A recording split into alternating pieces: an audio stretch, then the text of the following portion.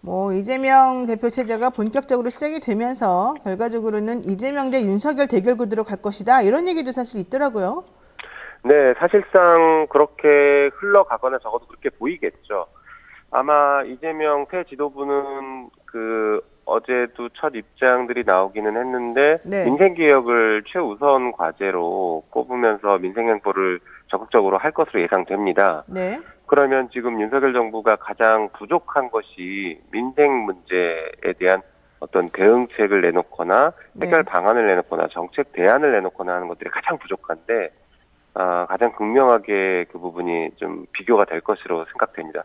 한편으로는 윤석열 정부가 지금 일종의 보복 수사의 개념으로 정치 보복 혹은 보복 수사의 개념으로 여러 가지 문제가 아닌 걸 문제처럼 만들어내고 있거든요. 네. 그래서 여기에 대해서도 선명하게 아마 비교가 되거나 전장이 형성돼서 현안에서 좀 치열하게 맞붙을 가능성이 있어 보인다라고 생각됩니다. 근데 사실 이재명 대표 입장에서는 앞으로 물론 수사 결과를 지켜봐야 되겠습니다만 여러 가지 좀 위험스러운 부분들이 남아있는 게 사실이거든요. 네. 근데 그게 저희가 볼 때는 정치보복 프레임으로 볼 가능성이 매우 높다라는 것이죠. 예를 들면 김혜경 여사에 대한 수사 같은 경우에도 129군데 정도의 압수수색을 했는데 네, 맞아요. 그렇게 많이 할 줄 예, 몰랐어요. 그렇죠. 그렇게 많이 했는데 7만 몇천 원 이렇게 법인카드 사용했다라는 혐의 가지고 지금 이러고 있는 것 같고 네. 그것도 김혜경 여사 전혀 몰랐다라는 그런 녹취록 같은 것들 증거들이 나오고 있는 상황이라서 네. 무리한 수사를 계속하고 있는 건 아니냐라는 비판이 있죠. 거기에 반해서 김건희 여사 같은 경우에는 그렇게 공범자라고 했던 5명이 구속 기소까지 됐는데도 단 한 번도 소환 조사를 하지 않고 압수수색 같은 것들도 전혀 이루어지지 않고 있거든요. 네. 지나치게 비교가 되는 이런 수사의 투입, 수사량의 투입 이런 것들을 보면 그렇죠. 전형적인 보복 수사라고 비춰지는 것이죠. 네. 그러면은 이제 앞으로 윤석열 대통령, 이재명 대표 회동할지 좀 궁금해요. 사실 어제 이재명 대표가 당선되고 난 다음에 회동 제안 비슷하게 한 걸로 제가 알고 있는데 과연 예. 되겠습니까? 저는 그래도 가능성은 있지 않을까 싶고요. 당연히 해야 된다고 생각합니다. 네. 특히 윤석열 정부, 윤석열 대통령이 진짜 조금이라도 국가와 국민을 생각한다라고 하면 국회 다수당의 당대표를 먼저 당연히 만나서 국정을 논의하자라고 해야죠. 그런 상황이기 때문에 저는 가능성은 그래도 있지 않을까 이렇게 생각하고 있습니다. 그러니까 윤석열 대통령이 근데 좀 전향적으로 태도를 바꿔야지 이게 가능한 얘기잖아요. 그렇긴 하죠. 네, 좀 될 거다 긍정적으로 생각하시는군요. 예, 그러니까 상황이 그렇게 흘러가지 않을까 싶고요. 물론 윤석열 대통령의 개인 성향으로는 네, 절대 만나려고 하지 않을 거예요. 저도 법사위에서도 몇 번 만나서 얘기도 하고 이렇게 해봤지 그랬죠. 않습니까? 예. 예, 한번 자기가 싫다고 생각하고 낙인 찍은 사람에 대해서는 복수심에 불타는 사람이지 그 사람과 같이 뭔가를 하겠다라고 한 마음을 먹지 않는 사람입니다. 제가 보기에는. 복수심이 그래서 불타요? 한번 예, 먹으면? 그래서 그거는 제가 그동안의 수사 과정들이나 여러 가지 정황들 그리고 제가 실제 법사에서 만났던 과정들을 보면은 네. 그런 성향의 사람이라고 저는 인식하고 있어요. 그래서 이게 보복 수사 같은 것들이 쭉 이루어졌던 과정들도 그랬거든요. 네. 그리고 고발 사주 사건 보셔서 아시겠지만 최강욱 의원에 대해서 집요하게 복수심을 가지고 있거든요. 예, 그런 것들 일련의 과정들 그리고 조국 전 장관에 대해서도 집요한 복수심을 가지고 계속 해왔고 네. 그 이전 과정에서 왜 미워하게 됐는지 이런 것들도 보면은 복수심이 굉장히 좀 중요한 원동력으로 작용하고 있다.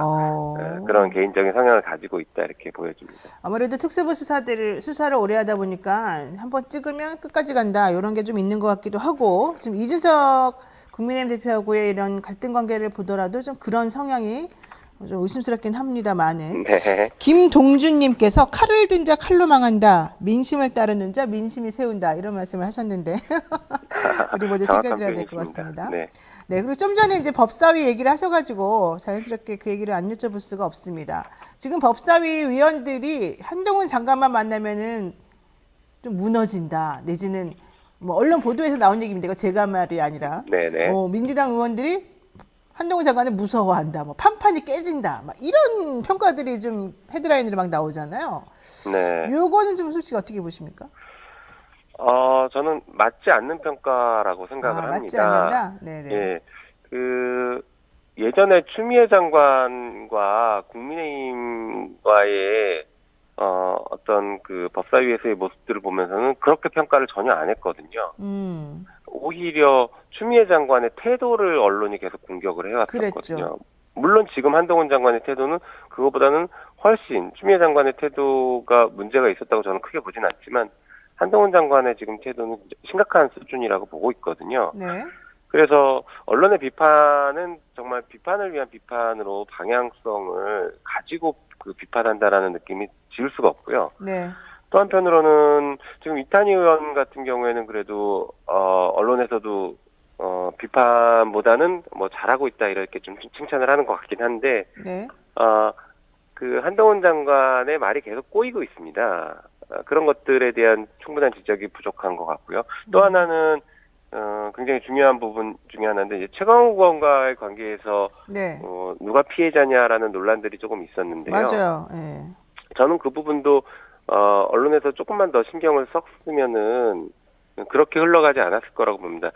그 피해자냐 가해자냐에 대해서 한 판단을 누가 했겠습니까? 검찰이 한 것이거든요. 어허. 가해자라고 기소를 했으니까 가해자처럼 보인 거고 네. 피해자라고 검찰이 판단을 했기 때문에 현재는 피해자처럼 보이는 것뿐이죠.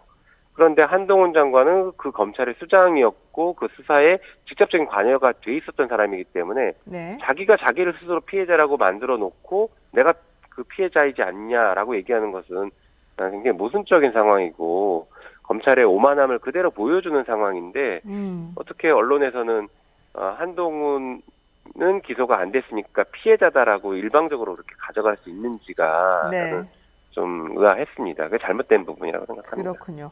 지금 가장 문제가 되는 게 시행령 통치라고 불리우는 건데요. 네. 요거는 어떻게 좀 막으실 방법이 없어요? 왜 이렇게 자꾸 해결이 안 되는 거예요?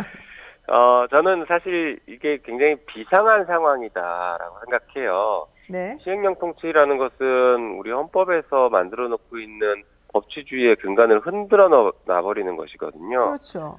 예, 사실은 뭐 대통령이 대통령령을 만들 수 있으니까 거기에 따라서 통치하는 게 뭐가 문제냐라고 볼 수 있겠지만 이게 전형적인 형식적 법치주의 논리거든요. 네. 그러니까 겉으로는 그 신사복을 입고 있는 신사처럼 보이지만 그 안에는 굉장히 그 신사임을 가장한 욕망덩어리인 어떤 늑대가 들어있는 그런 모습을 하고 있는 것인데, 욕망 덩어리. 네. 어떻게 이런 것들을 그냥 그 보이는 모습 그대로 신사다 이렇게 신사복을 입고 있는 신사다 이렇게 평가를 할 수 있는지 일단 그거부터 지적을 안 할 수가 없습니다. 그리고 말씀드린 것처럼 이 비상한 상황이기 때문에 비상한 다양한 조치들을 취해야 되는데요. 네. 일단은 현행법과 헌법과 현행법상 취할 수 있는 조치들은 여러 가지가 있습니다. 가장 낮은 단계로는 국회법상에 위법한 시행령에 대한 그 조치, 행정부에 대해서 조치를 취하라라고 요구할 수 있는 권한이 있고, 네.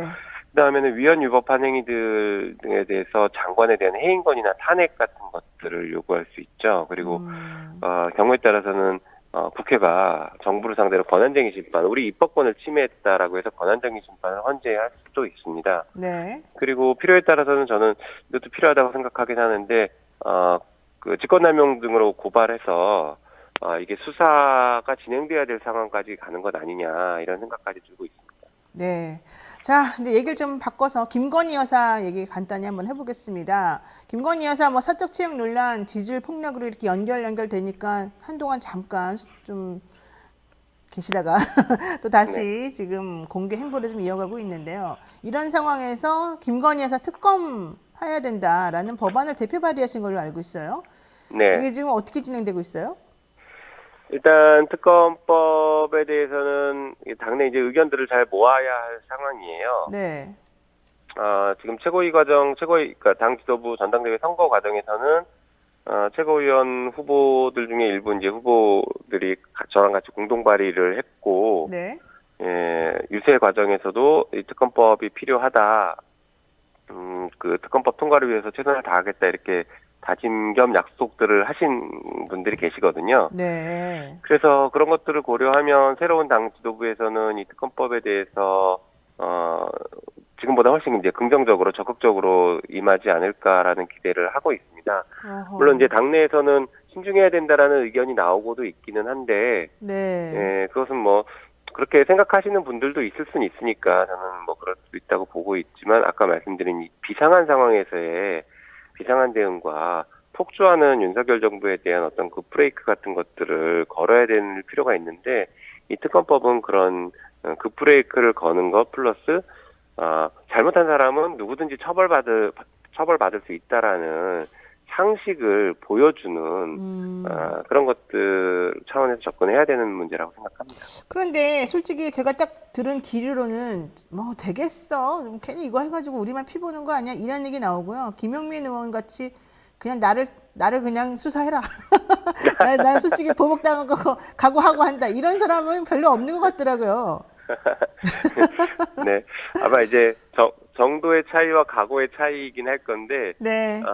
저도 이제 국회에서 좀 통과되기 어려운 법들을 통과시켜봤던 이 경험을 비춰보면, 국민과 지지자들의 여론이 네. 결국에 국회의원들을 움직이게 만들거든요. 예, 그래서 지금 보셔서 아시겠지만, 아까도 잠깐 말씀드린 것처럼, 김건희 여사에 대한 수사는 사실 거의 진행이 되지 않고, 봐주기 다 무혐의예요, 다 수순으로 무혐의. 다 끝나고 있거든요. 네. 그런데 허위 경력 같은 경우에는 그 선거 과정에서도 본인이 직접 자기 입으로 잘못을 인정했던 사안인데, 네, 그리고 증거들이 너무 명백하고, 근데 이런 것까지 무혐의로 흘러간다는 것은 매우 부적절하죠. 게다가 또 김건희 녹취록이라고 알려졌던 것에 보면은 경찰들이 알아서 다 할 거야. 내가 정권 잡으면 이런 얘기들이 나오고 있고. 그러게요. 또 네. 이준석 전 대표가 법원에 낸 탄원서에도 보면 윤핵관들이 경찰 수사에 개입하는 모습 같은 것들을 적나라하게 네. 막 보여주고 있거든요. 이런 과정들을 보면 현재 수사 결과는 믿을 수 없기 때문에 특검 도입에 대한 국민의 요구는 굉장히 거세질 것이다 이렇게 생각합니다. 사실 원래 이런 거 잘하라고 이렇게 특별감찰관도 원래 만들어 놓고 그다음에 네. 공수처도 사실은 하고 그랬는데 다 안 그렇죠. 됐어요. 솔직히 말해가지고. 예, 뭐 제도적인 보완, 특히 안타깝습니다. 공수처 보완이 많이 필요해 보입니다. 네. 자, 이번에는 국민의힘 상황에 대해서 한번 이야기하겠습니다. 법원이 이준석 대표 가처분 신청에 대해서 뭐 일부 인용의 형식입니다만은 사실상은 이준석 대표 손을 다 들어준 걸로 지금 보이거든요. 네. 그런데 중간에 주말 동안에 주호영 비대위원장 매우 화났습니다. 우리 비대위 새로 꾸리겠다. 당원당규 바꾸겠다. 막 이런 얘기까지 지금 하고 있는 상황이란 말이죠. 네. 이거 어떻게 보십니까? 네, 저는 국민의힘이 굉장히 큰 무리를 하고 있다라고 보여지고요. 무리한다? 네, 결과적으로는 이게 뭐 지금 말씀하신 것처럼 이준석 당대표가 지금 뭐 법원에선 승소한 것으로 보이긴 하나 정치적으로는 이준석 대표와 국민의힘 모두 다 굉장히 큰 혼란을 겪을 수밖에 없는 상황이다라고 생각하고요. 그렇죠. 네, 이 사안에서 오히려 저는 그 윤핵관이라고 불리는 사람들의 실체가 상당히 드러났다라는 것과 그리고 윤 대통령이 국민의힘의 이런 정치 과정에 실질적으로 개입하고 있는 것이 사실상 드러난 것이 아닐까. 네. 거기에 대해서 법원이 우려를 표한 게 아닐까라는 그런 생각을 좀 하고 있습니다. 그렇군요. 자, 그런데 어쨌든 뭐 국민의힘에서 이준석 대표를 몰아내려고 하는 그런 시도, 이것은 앞으로 계속해서 이어질 거다 이런 생각이 들긴 하거든요. 네, 저도 뭐 이어질 거라고 봅니다. 이준석 대표가 아주 완벽하게 순수하게 또 피해자는 아니잖아요. 그러니까요. 그래서 저는 이준석 대표에게도 이번 법원 판결이 꼭 유리하게만은 작용하진 않을 거라고 생각하는 거거든요. 사실 이준석 대표 입장에서는 법원 판결도 지고 여러 가지 수세에 몰리면서 쫓겨나는 모습이 오히려 정치적으로는 살아나는 길이 될 가능성이 높은데 그렇죠. 법원 판결 이겼기 때문에 이제 그런 모습을 연출하기 쉽지 않아졌거든요. 예. 알겠습니다. 자, 마지막 질문 하나만 하고 또 정리해 드릴게요. 가셔야 네. 된다고 하니까. 사실 법원이 우리가 이제 가처분, 뭐 변호사님이시니까 잘 아시겠지만, 가처분이 이렇게 인용되기가 사실 쉽지는 않은 상황이었거든요. 그래서 법조계에서도 이례적이다 이런 평가를 합니다. 이게 왜 그러냐 하면, 정당 내부 사정을 이렇게 비상 상황이냐 아니냐 판단을 솔직히 법원에서 한다는 것 자체가 너무 월권이다. 내지는 왜 법이 자꾸 정치형으로 들어가려고 하느냐 뭐 이런 얘기를 할 수밖에 없는 상황이지 않습니까? 네네. 이게 사실은 맞는 태도인지는 잘 모르겠어요. 저도 그 비슷한 고민이 있습니다.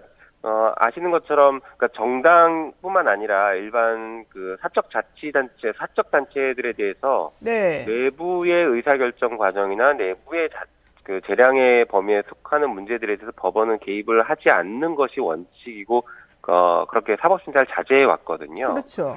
예, 특히 정당 문제는 정당의 자유가 훨씬 더 높게 보장되기 때문에 그런 것에 대해서 법원이 판단을 하지 않아 왔던 것도 사실이고요. 네. 근데 이 사건은 특이하게 법원이 이제 비상 상황이냐 아니냐에까지 실질적인, 그러니까 절차적으로 문제 없고 실질적인 내용이 문제가 있다라는 정도의 굉장히 강도 높은 판단을 한 것이에요. 네, 맞아요. 그래서 이게 앞으로 사법 그 심사가 점점 확대되는 거 아니에 대한 우려가 존재하는 것도 저도 당연히 그런 우려는 있을 수 있다고 생각합니다. 네. 다만 여기서 지적한 것은, 법원에서 지적한 것은 이제 그 정당 민주주의, 그 당원 중심의 민주주의가 훼손됐다라는 것에 대한 우려를 좀 심각하게 표현하고 있는 것으로 보여져서 이 부분에 대해서는 국민의힘도 마찬가지고, 지금 최근에 민주당에서도 그 전당대회 과정에서 당원 중심의 민주당을 만들겠다라는 얘기가 계속 나왔는데, 네. 그 관점에서 민주당도 이 부분은 좀 심각하게 봐야 되는 부분이다라고 생각합니다.